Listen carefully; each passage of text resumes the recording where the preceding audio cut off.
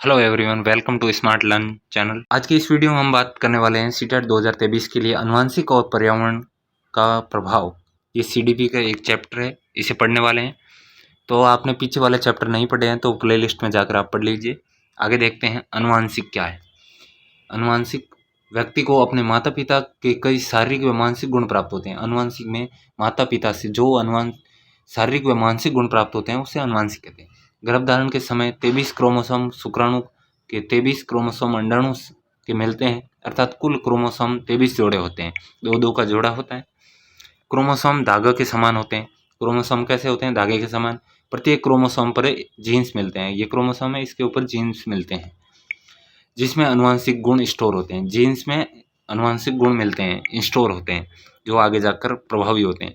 वंशानुक्रम, आनुवंशिकता की अवधारणा क्या है, यह भी पढ़ने वाले हैं। आनुवंशिकी शब्द ग्रीक भाषा के दो शब्द जैन व जिसका अर्थ होता है होना या वृद्धि। आनुवंशिक का ग्रीक भाषा के शब्द से बना है जिसका अर्थ होता है होना या वृद्धि।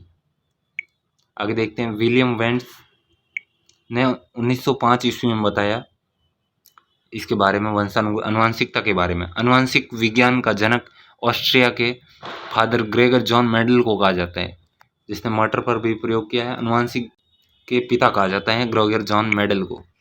जेम्स ड्रेवर के अनुसार वंशानुक्रम से अभिप्राय है माता और पिता के शारीरिक व मानसिक गुणों का संतान में हस्तांतरण होना। जो मानसिक व शारीरिक गुण माता पिता में है वही अपनी संतान में हो, ये जेम्स ड्रेवर साहब का कहना है। वंशानुक्रम के नियम है, देख लो। एक नंबर नियम है बीज कोष की निरंतरता का नियम।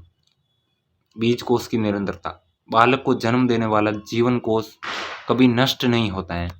बालक को जन्म देने वाला जीवन कोष कभी नष्ट होता है नहीं होता है। जो बीज कोष बालक को अपने माता पिता हैं उससे वह अगली पीढ़ी में हस्तांतरित किया। जैसे माता पिता ने बच्चे को दिया, बच्चे ने अपने बच्चे को हस्तांतरित किया, वो अगली पीढ़ी में हस्तांतरित कर देता है। बीएम जैन साहब का इन्हें इसकी आलोचना करते हैं। बीएम झा इसकी आलोचना करते हैं। आगे देखते हैं समानता का सिद्धांत। जैसे माता पिता वैसा बालक होता है। जैसे गुण माता पिता, जैसे बाल माता पिता के ब्लैक बाल है तो बच्चे के भी काले बाल होंगे, या पीले बाल है तो भूरे बाल है तो भूरे होंगे। ये नियम अपूर्ण है, ये समानता का नियम पूर्ण नहीं है। आगे देखते हैं विभिन्नता का नियम। कुछ विभिन्नता भी मिलती है, जैसे माता पिता के आंखें किसी अलग कलर की है तो बच्चे की कोई अलग कलर की हो सकती है।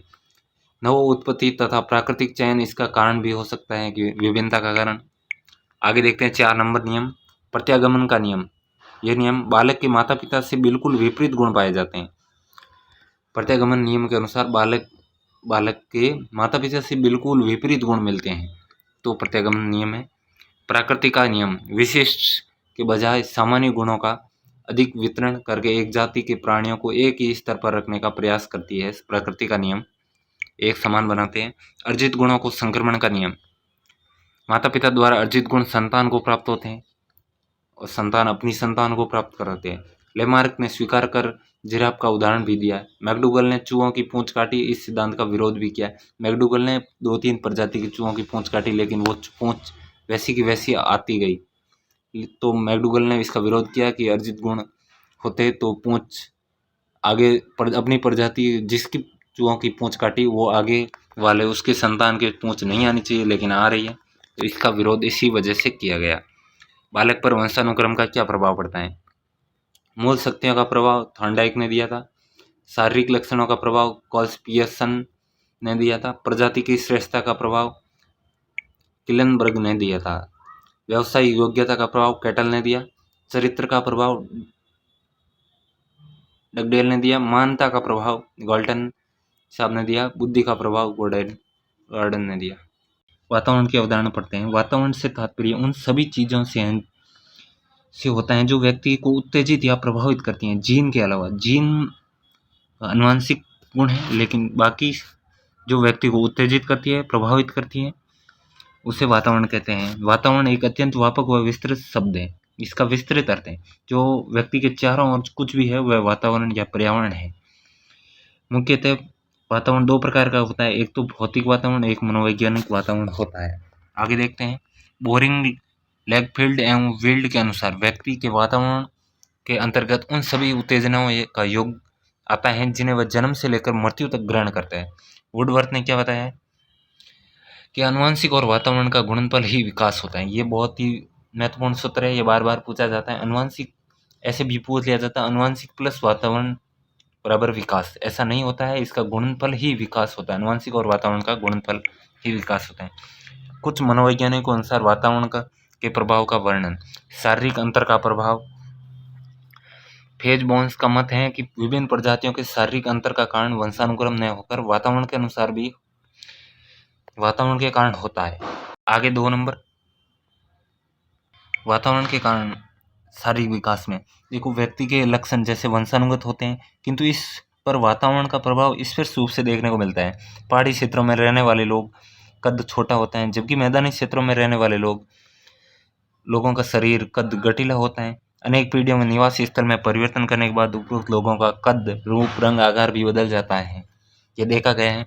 और मानसिक विकास का प्रभाव गॉर्डन ने दिया है। मानसिक विकास का प्रभाव होता है कि उचित सामाजिक और सांस्कृतिक वातावरण नहीं मिलने पर मानसिक विकास की गति धीमी हो जाती है, और उससे इस बात नदियों के किनारे रहने वाले बच्चों का अध्ययन करके सिद्ध हुई है। इस बच्चों का वातावरण गंदा, समाज के अच्छे प्रभाव से दूर था। फलस्वरूप अध्ययन में पाया गया है कि गंदे एवं समाज में अच्छे प्रभावों से दूर रहने के कारण बच्चों का मानसिक विकास पर प्रतिकूल प्रभाव पड़ा, अच्छा प्रभाव नहीं पड़ा है। आगे देखते हैं, प्रजाति की श्रेष्ठता का प्रभाव। कार्ल नामक मनोवैज्ञानिक ने बताया, उसने ये बात की है कि अमेरिका के कुछ निग्रो लोगों ने बुद्धि परीक्षा लेकर सिद्ध की है। कुछ प्रजातियों की बौद्धिक श्रेष्ठता का कारण वंशानुगत न होकर वातावरणीय होते हैं। वे लोग इसलिए अधिक विकास कर पाते हैं क्योंकि उनके पास शैक्षिक, सांस्कृतिक और सामाजिक वातावरण भी उपलब्ध होता है। उदाहरण के रूप में, यदि एक महान व्यक्ति के पुत्र को ऐसी जगह छोड़ देंगे कि जहाँ शैक्षिक, सांस्कृतिक, सामाजिक वातावरण हो ही ना, तो उसका अपने पिता की तरह महान बनना संभव नहीं हो सकता।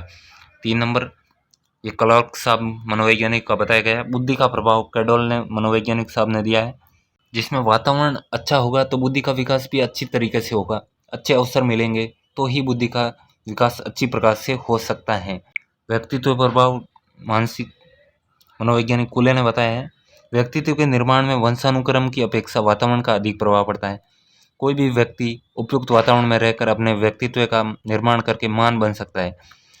ऐसे हमारे पास बहुत सारे उदाहरण मिल जाते हैं, जिनमें निर्धन परिवारों में जन्मे व्यक्ति भी अपने परिश्रम और लगन से श्रेष्ठता प्राप्त कर लेते हैं। लोग कहीं से कहीं पहुंच जाते हैं, सक्षम हो जाते हैं। तो ये सिद्ध एक उदाहरण दिया गया है। 20 जोड़े जुड़ा बच्चों को अलग अलग वातावरण में रखकर उसका अध्ययन किया गया उदाहरण है। उन्होंने एक बच्चे को गाँव के फार्म पर, दूसरे को नगर में रखा। बड़े होने के बाद दोनों बच्चों को पर्याप्त अंतर पाया गया। फार्म का बच्चा अशिष्ट, चिंताग्रस्त, बुद्धिमान था।